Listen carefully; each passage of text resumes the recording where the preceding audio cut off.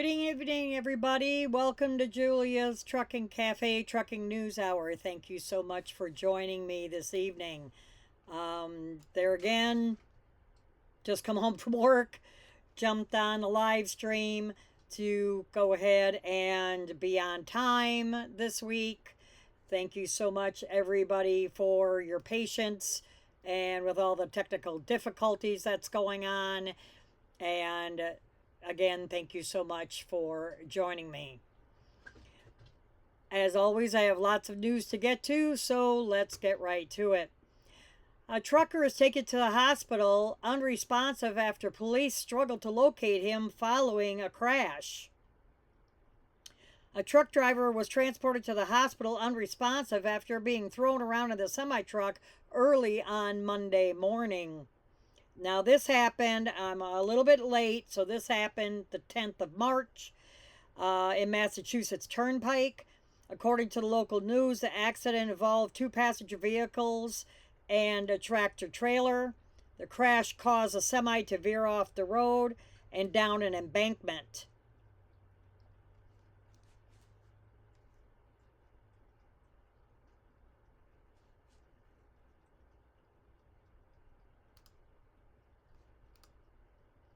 This is the second vehicle that was involved in the crash.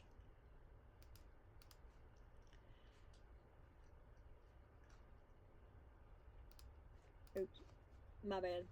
And police initially found no signs of the driver of the semi-truck, but eventually found him unresponsive and transported him to a nearby hospital, according to the local news. It's unclear if the driver was ejected from the truck at the time and became trapped inside somewhere other than the driver's seat, or escaped before becoming unresponsive. And a second person that was involved in one of the other vehicles was also transported to the hospital.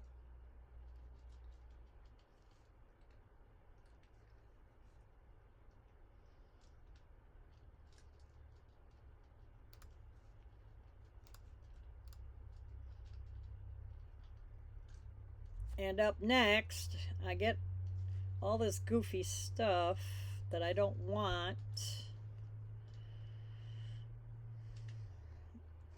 And in Florida, this was the week that a lot of tornadoes were spawning around the southern states, Mississippi, Louisiana, Alabama, into Florida. And Florida tornado gives a truck driver a rude wake-up call when his rig flips. Tornado in Florida flipped the truck driver's rig while he and his dog were taking a nap. The tornado touched down at Lake Mary, Florida at around 9:40 in the morning. According to local Orlando news, a tornado crossed over Interstate 4 and flipped a semi-truck parked on the side of the road at the intersection of Commerce Street and Lake Emma Road as the driver and his dog were taking a roadside nap. The truck driver, whose name was not released, said that he and his dog were okay and that he had never experienced anything like that before. Now, I've been in the middle of nowhere, Kansas, and I had that happen to me, and a truck flipped over. It was nuts. It was rocking and rolling, so much so that you couldn't even really sleep because it was shaking so bad. And $6.2 million in cocaine was seized from a semi-truck hauling plastic wrap. Supposedly, allegedly hauling plastic wrap. One of those words, huh? You have to be so careful on YouTube now. Allegedly, unalived, human transportation, because of the algorithms that you have to use so you don't get your channel demonetized or deplatformed or anything like that. So, U.S. Customs and Border Patrol recently seized millions of dollars worth of cocaine from a commercial vehicle at the Texas port of entry. The drug seizure took place on the 5th of March at Pharr International Bridge cargo facility at Pharr, Texas.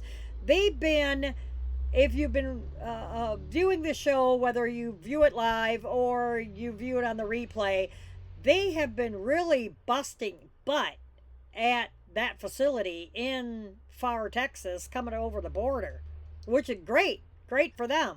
I mean, fentanyl and all this kind of stuff. I mean, just the granule of fentanyl will kill you. It's just nuts. I may look away because there again, I have 2 cats, and they decide, oh, it's playtime while mom's on the live stream. Yay! So anyway, back to the article. A semi-truck was selected for more than one inspection, equipment, and a canine unit, and a physical inspection of the truck uncovered 150 packages of alleged cocaine weighing 470 pounds concealed within this commodity was hauling this plastic wrap. The estimated street value of the seized cocaine is $6,284,586 and change. I put the and change in there. The truck driver was arrested, and the truck trailer, of course, of the cocaine were handed over to the Texas Department of Public Safety. We've heard so much of these drug seizure and confiscation stories that, I mean, I'm not going to bore you with all the details of it. And this next story, one second. Sorry, I always have to pull it up. Sadly, a man and his infant son passed away.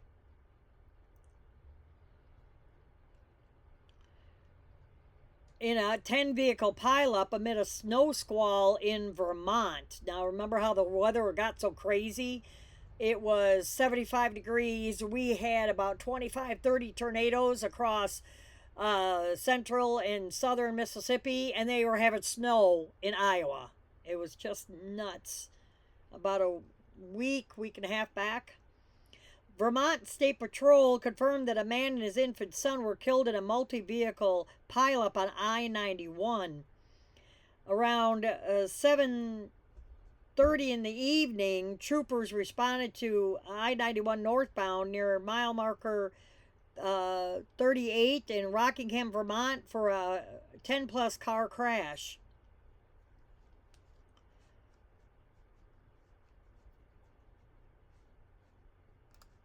Trying to figure out where I'm here. Sorry. My apologies. The Hyundai driver, Taylor Binghamton, 39 of Connecticut, was pronounced unalived at the scene, and Binghamton's son, Perry Lake, 4 months old, was airlifted to a local hospital, but ultimately passed from his injuries. Bennington's wife, Evelyn Lake, 38, and the couple's 3-year-old son were hospitalized with non-life-threatening injuries.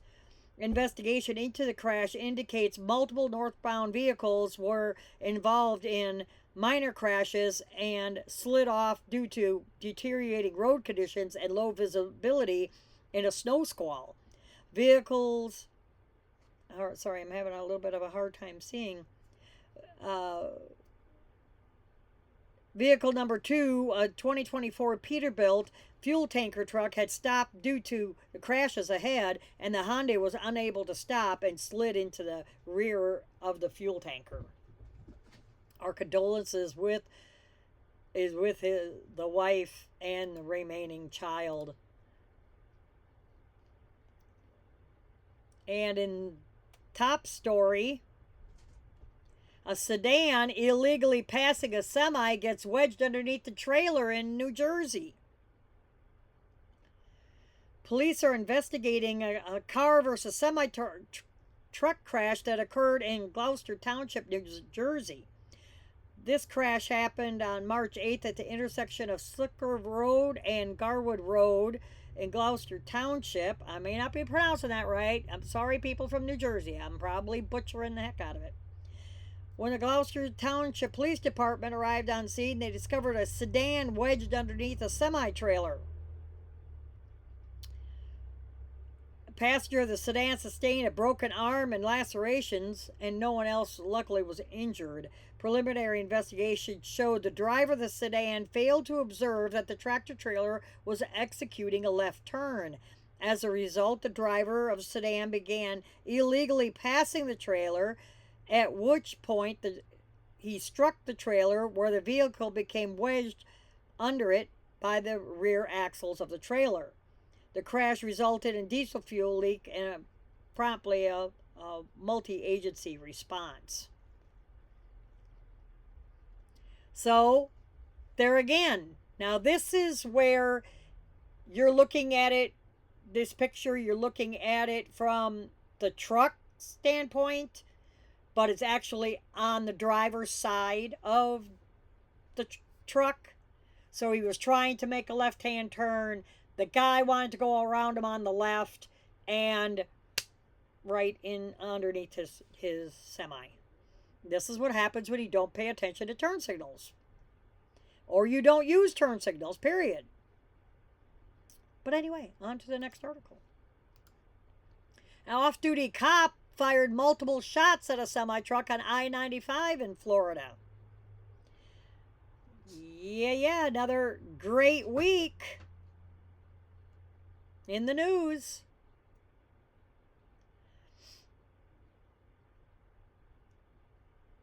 An officer-involved shooting involving a semi-truck is under investigation by police in Jacksonville. The shooting occurred on March 10th around 4 o'clock in the afternoon on southbound I-95 in Jacksonville. According to the sheriff's office there, 70-year-old North Carolina-based truck driver was en route to Charlotte and from Charlotte to Cape Coral. The truck driver was driving south on I-95 near Atlantic Boulevard when he allegedly came into contact with an unmarked vehicle driven by Jackson Sheriff's Officer Lieutenant Mark Crawford. The Sheriff's Office says that the semi-truck and unmarked vehicle may have come into contact more than once. Crawford, who works a plainclothes detail, was not wearing a body camera and exited his vehicle and fired 4 shots into the semi near the engine bay, said the sheriff's office. The semi-truck driver was uninjured. Crawford was treated for a shoulder injury. So apparently they were playing, meet the press. Crawford has worked for the sheriff's office for 21 years, and this is his 4th, not 1, not 2, not 3, 4th officer-involved shooting, according to the sheriff's office. This is an active investigation, and JSO is seeking anyone who witnessed the incident or anyone with video to come forward and contact them. They never leave a number anymore. They used to leave phone numbers all the time or something like that. But I'm sure if you Google them, you could get in touch with them. But yeah, can we say he needs a few anger management classes? And would-be meat thieves are pursued by police after attempting to steal a load of beef. A group of attempted thieves were pursued by police after attempting to steal a load of beef in Philadelphia. The incident occurred on March 11th around 2 in the morning at a Cisco warehouse in South Philly. According to local news, a group of men in a box truck backed up to a semi parked outside of the warehouse. Police were called and officers arrived before any of the beef cargo could be unloaded from the semi-truck. Thank goodness. Officers arrived. I mean, that's millions of dollars right there. The suspects fled the scene in a getaway vehicle, and the officers, of course, gave chase. Chase went on for several minutes before police called it off near 4th Street and Girard Avenue on the edge of North Liberty's neighborhood. Investigation revealed that the box truck used by the thieves was stolen and no arrests were made on this scene. Sometimes it's like, of course not. And a truck hauling an excavator hits an overpass, triggering a 5-vehicle crash on I-95 and closing I-95 for some time. Now, I-95 runs from the eastern seaboard all the way down to Florida. So, all the way up Rhode Island, Connecticut, Rhode Island, I believe. Even further than that, all the way down to Miami. Virginia State Patrol are investigating an overpass strike that occurred in Henrico. The crash happened around 9:30 in the morning on I-95 South in Henrico, Virginia.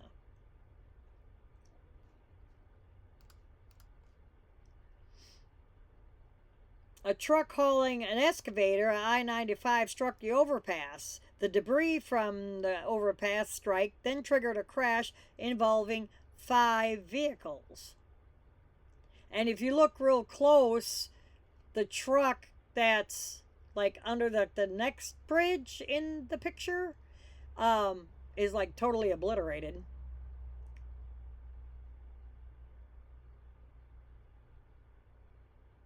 That pickup truck there. I couldn't get a zoom in on that.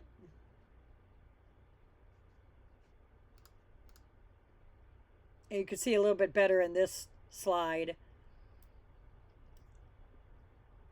So I hope everybody's doing well this evening.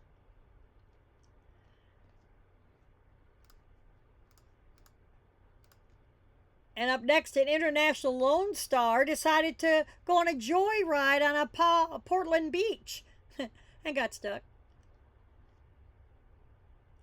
So, you know, well, give me just a second. Something messed up.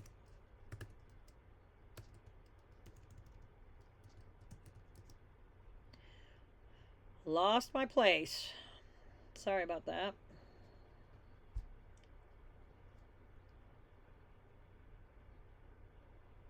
There we are. That wasn't too bad. An international Lonestar was rescued by Jeeps after a bobtail joyride. The incident happened March 11th at Sunset Beach, north of Greerhart, Oregon, at about 11 in the morning. According to the local news, a truck driver and a passenger drove their international Lonestar on the beach for a joyride during high tide, causing them to get stuck. Luckily, a group of off-roading enthusiasts was on the beach when the rig got stuck, and a team of them was able to help the truck driver get unstuck with the help of their four-wheel drives. We see trucks like this out there every so often, but he came out at high tide, which is a terrible time, said one of the guys of this 4x4 group. So yeah, if you're going to try that, don't go on high tide. You need to go on low tide, when the water is out and then there's more beach. Goofy. And a driver refuses to willingly return to West Virginia for trial after forcing a car off a bridge and into the lake. Now, if you remember on the last episode, I know it's been a minute, and my apologies, but a gentleman was going through West Virginia in a semi-truck and unwittingly forced this car off the bridge and into the water, killing the gentleman inside the vehicle. And now they're wanting to have him come back to stand trial, and he's like, yeah, no, not going to do that, not at all. So they may have to, is it extradite him? I think that's the word. Correct me. I'm sure you're going to correct me if I'm wrong. Truck drivers refusing to willingly return to West Virginia for trial after being charged for a fatal wreck that forced a car off a bridge. The accident happened in Morganton, West Virginia back in January. My bad, it wasn't the last episode. The warrant for the driver's arrest, along with a related lawsuit, was not issued until March. According to the local news, a man initially believed to have driven the truck was arrested in Phoenix, Arizona that same week, but was released after officers realized that man was not a suspect. The real driver was arrested several days later in Fontana, California instead. Now, the sheriff's office say that that driver has refused to waive his extradition for negligent homicide charge. This means that he will not willingly return to West Virginia for trial and will only return once a governor's warrant has been issued by the governor of California, Gavin Newsom. So he's like, he's fighting extradition, in other words. That he's, you got to force me to go back to West Virginia. And he's trying to hide in California. The sheriff's office said it's committed to ensuring justice is served and will provide further updates as this case progresses, which is good, which I'll be reporting on it then.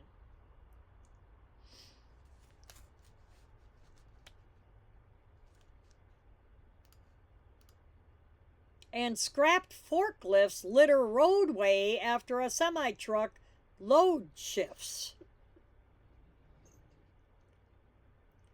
The accident happened March 11th in Elyria, Ohio. According to the local news, a semi-truck was hauling scrap forklifts when it took a right turn from State Route 57 onto Interstate 90 eastbound ramp. During the turn, the load shifted, causing the trailer to overturn. The truck driver was cited for load shift, but was unhurt in the incident. I mean, he laid it slap over. Crews that responded to the scene say it was a difficult cleanup. It was painstakingly slow to get it done and to get the trailer upright. It took 3.5 hours, which that's not really long. Not really.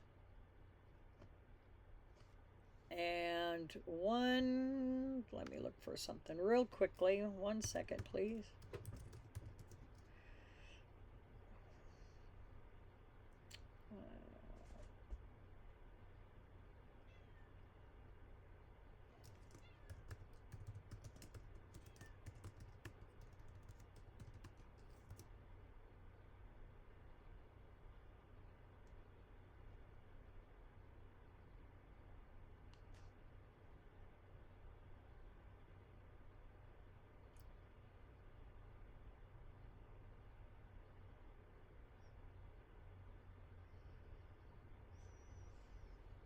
Sorry about that. I had to look something up real quickly for one of the segments.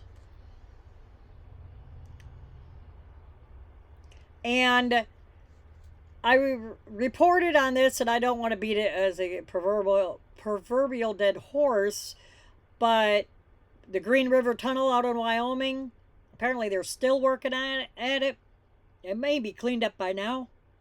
But as of March 11th, there was even tighter width restrictions on I-80 and Green River Tunnel. As they keep doing, I mean, it was a mess. It was a mess. The Wyoming DOT announced a new width restriction of 8 feet 6 inches for vehicles traveling on I-80 through the eastbound Green River Tunnel near Green River, Wyoming, following the completion of paving operations. The previous restrictions were 10.5 feet wide and 16-foot height restriction. The DOT says that oversized vehicles should contact the Wyoming Highway Patrol and Oversized Load Permit Office for detours. I mean, that tunnel was completely burned. They have to, scrape it down. I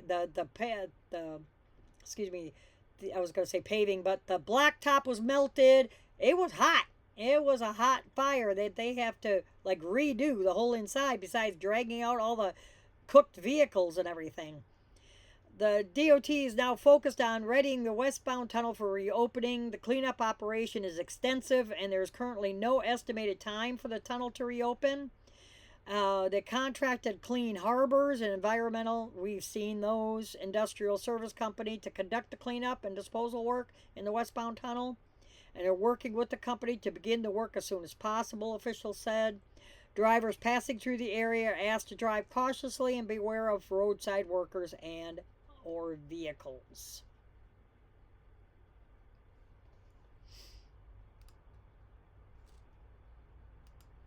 And this day in trucking history,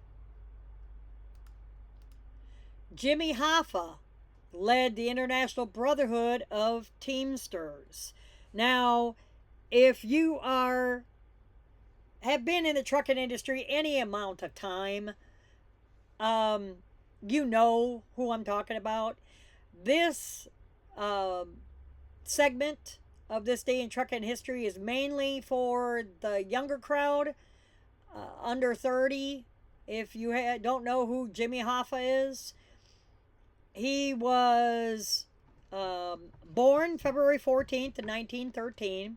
He disappeared July 30th, 1975, but was declared dead July 30th, 1982. So I'm giving you a little trucking history here. He was an American labor union leader who served as the president of the Teamsters, International Brotherhood of Teamsters, from 1957 until 1971. He is notorious for his alleged ties to organized crime and for his disappearance under mysterious circumstances. Geraldo Rivera was a real big investigative reporter back when I was in school, and he did a whole big thing about where is Jimmy Hoffa buried, and this, that, and the other. Some more of the history of Jimmy Hoffa.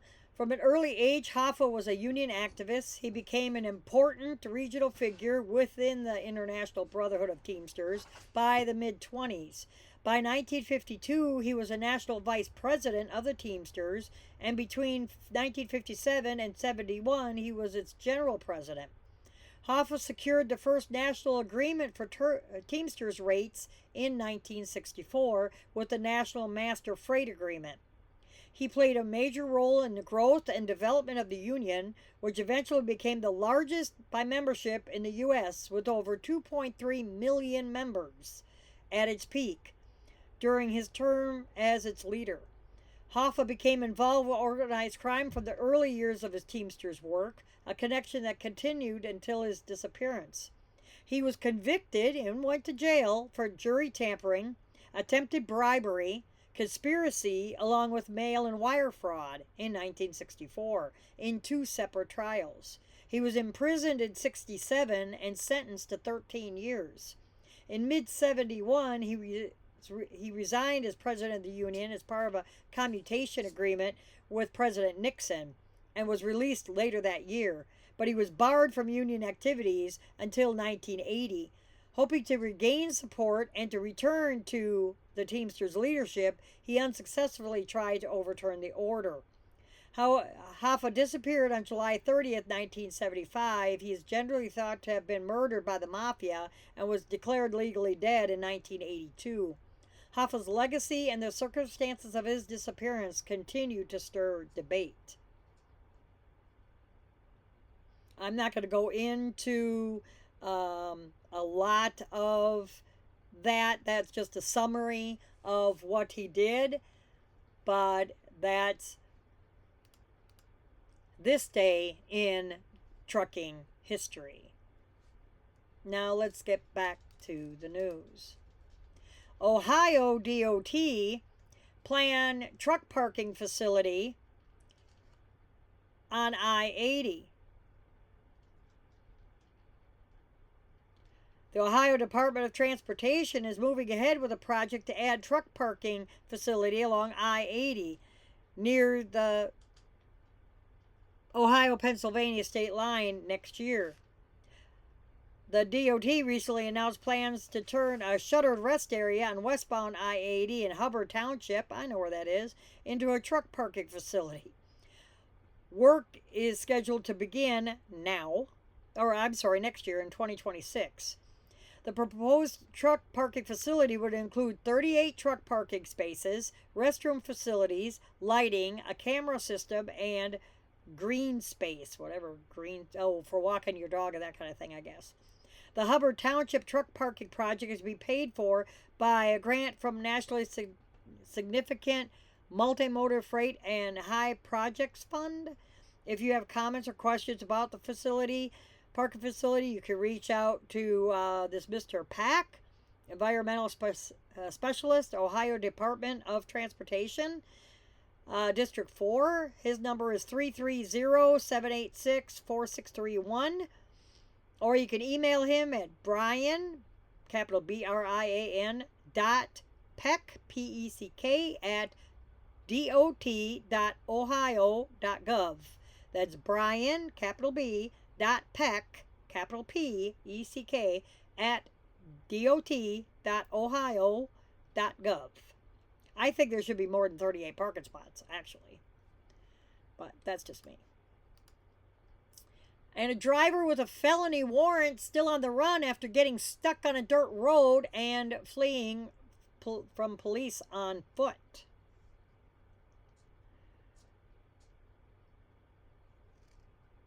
A truck driver with a felony warrant still on the run after fleeing police in Pennsylvania. This happened March 7th. Now, there again, this was last week. So, if I see any updates, I'll definitely report if they found him, captured him, this kind of thing. Truck driver Lee Dubois, that's how I'm going to pronounce it, had an active felony warrant for his arrest for aggravated assault by motor vehicle when he was spotted driving a semi near Franzosa Trucking on Route 209. Troopers had intended to conduct a traffic stop, but Dubois kept driving and tried to evade police by taking his semi down a dirt road. The rig became stuck on the back road, and so Dubois began to flee police on foot. He ran into the woods and was successfully evaded arrest. He was still on the run as of, March 13th. Police are asking anyone with information or his whereabouts, or if you've seen him, to contact Pennsylvania State Patrol, Jonestown, at 717-865-2194. That's 717-865-2194. And there's this picture there of Lee Dubois. He is still at large as of the 13th. So, like I said, I will keep you posted if they captured him. And a truck driver is unalived in a crash on Utah Interstate, believed to have been caused by high winds.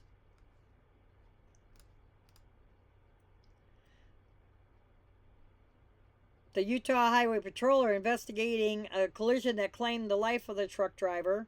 The crash occurred around 10 in the evening on March 12th at I-80 at mile marker 78 in Grantsville, Utah. The Highway Patrol said a blue semi-truck was eastbound on I-80 when it rolled over and crashed into the median. The driver of the semi passed in the crash. The passenger was transported to the hospital for treatment of injuries.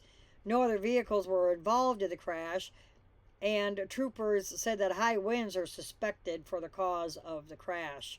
So apparently there was a lot of high winds in that area at that time.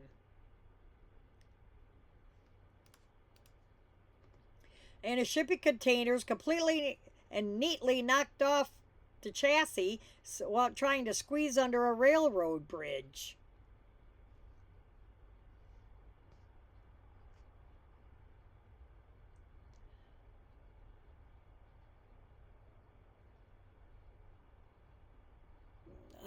Motorists recently filmed the shipping container getting knocked neatly off of this chassis when he was trying to squeeze underneath a railroad bridge.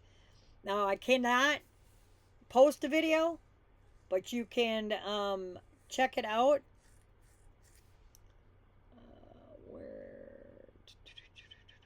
It's on YouTube. In the video, the truck driver heads underneath the railroad bridge, causing the top of the shipping container to hit the bridge. A bit of the container appears to get peeled off by the bridge before the container is eventually slid right off the back of the trailer. The container then lands on the roadway and even appears to be really centered in the lane, as you could see. The Michigan Department of Transportation has since sent a maintenance engineer to inspect the bridge, which was then deemed safe to use. A bridge specialist and railroad inspector are also scheduled to inspect the bridge out of abundance of caution. So yeah, just completely slid right off the end of the doggone flatbed that it was on. And those chains snap. You hit it hard enough, the chains are going to snap. So having it just chained through the holes on the bottom of the container, yeah, it's going to snap. This story, 2 people are passed in a multi-vehicle crash on I-40 in Arizona.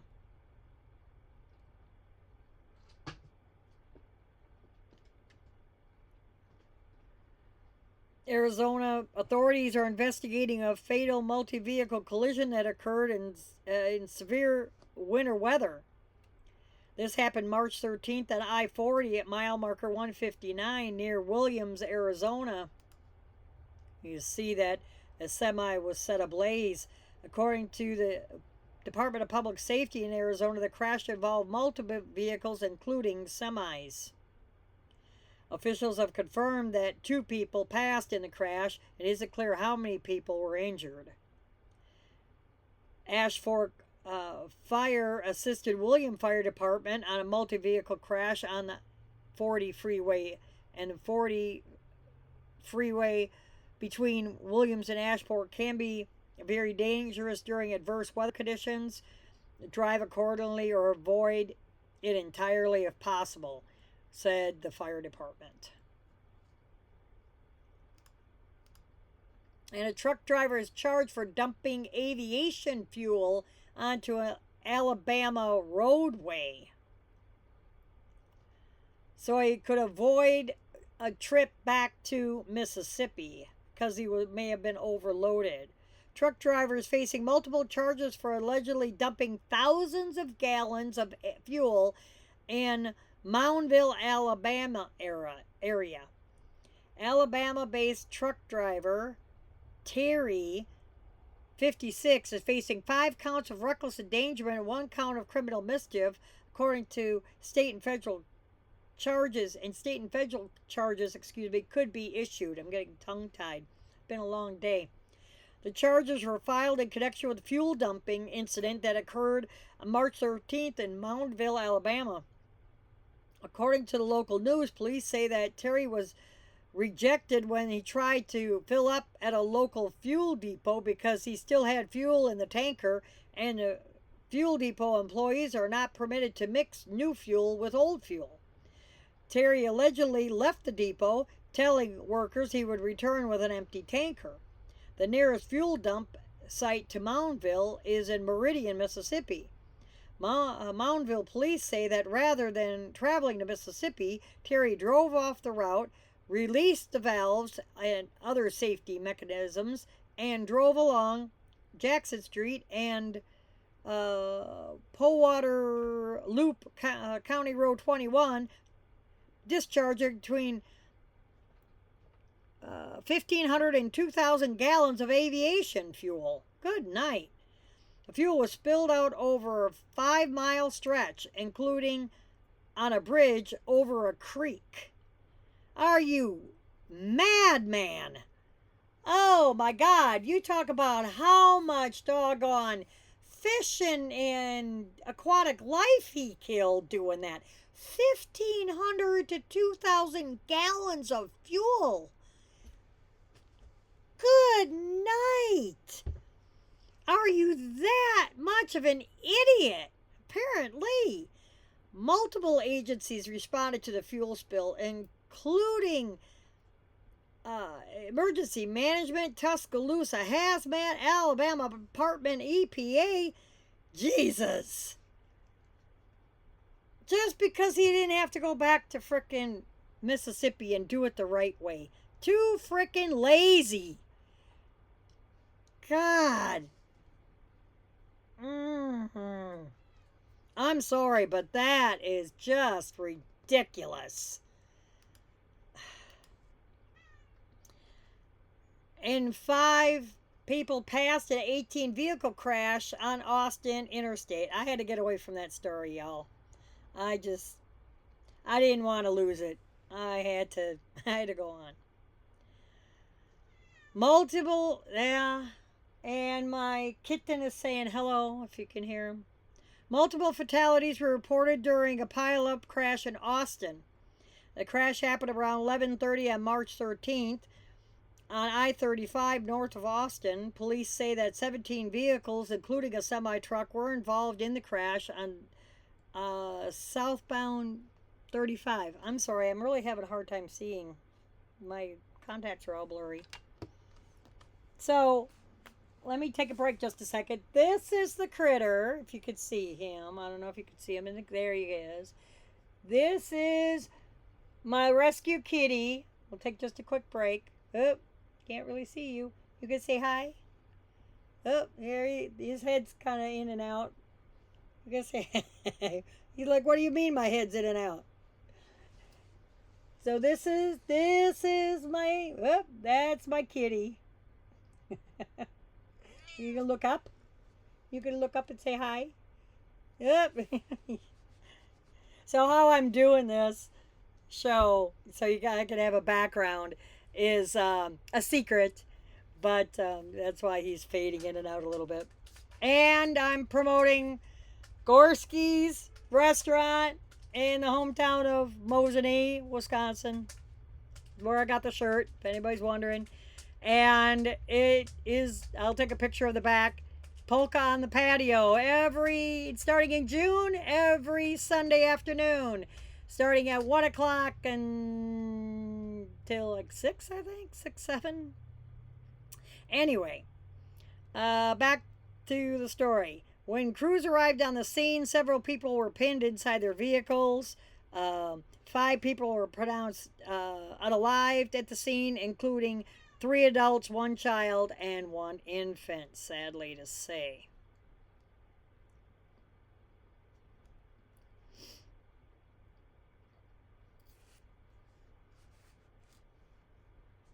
And if you don't have you have straight pipes on your truck, you could be facing a $1,000 fine, revoked registration under a new Colorado bill.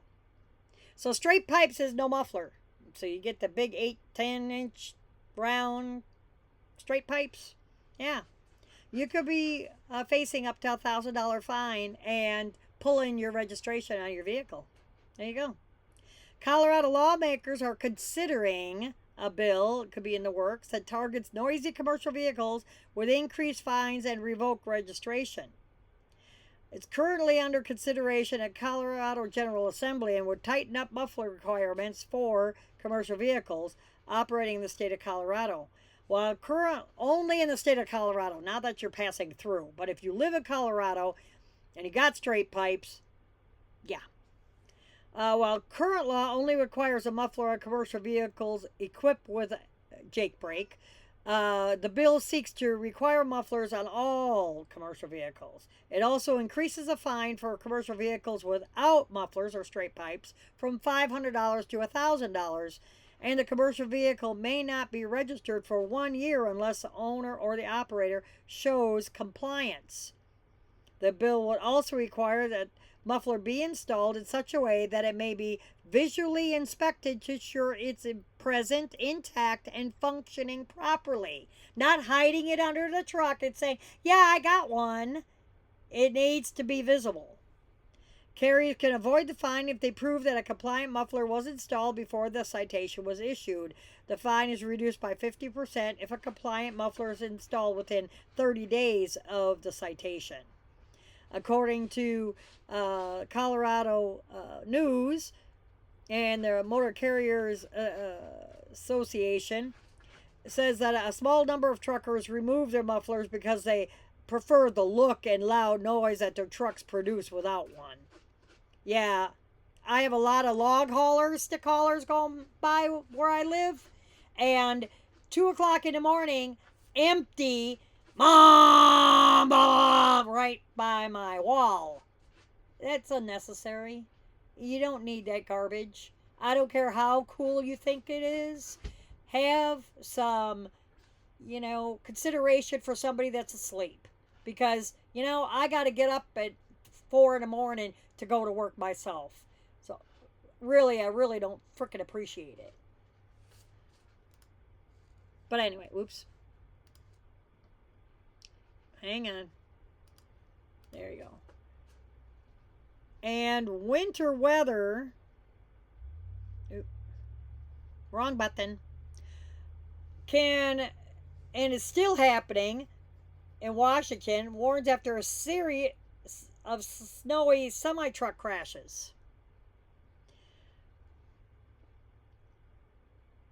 A sense of snowy semi-truck crashes forced the temporary closure of Interstate 90 in Washington. This happened March 13th, starting at approximately 5:30 in the evening along Snoqualmie Pass.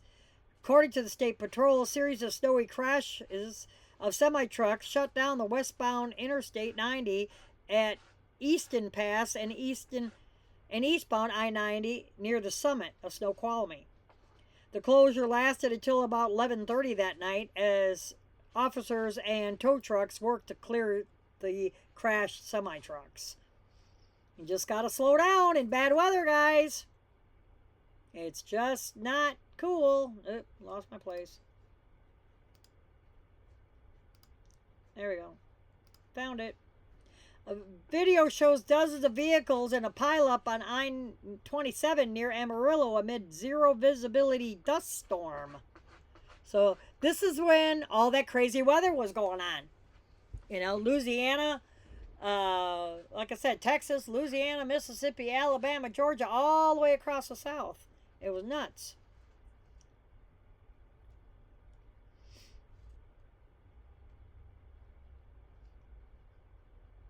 A major pileup was reported in Amarillo, Texas. Pileup occurred on March 14th, northbound I-27 between Canyon and Happy, Texas. So far, little information was released, but there could be as many as 50 vehicles involved in the crash as blowing dust created zero visibility. At the time of the writing of the article, no serious injuries were reported. But you could see in the picture how bad the dust storm really is. It's nuts.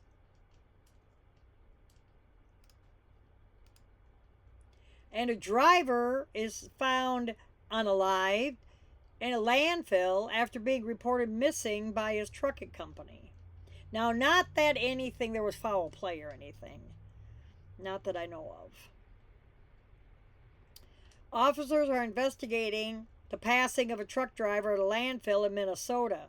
Incident happened on the 12th at Elk River, Minnesota. According to a trucking company, called Elk River Police Department around 9 in the morning to report one of their drivers missing. The driver was supposed to be delivering a load to the landfill. Officers arrived at the landfill after receiving the missing person report and found the driver had passed at the scene. His passing is still under investigation, but police do not suspect foul play.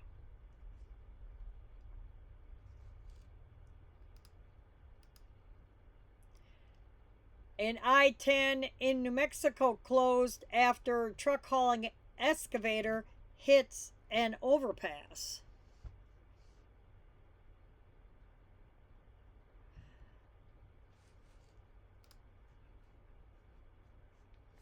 And that story will have to be for another time.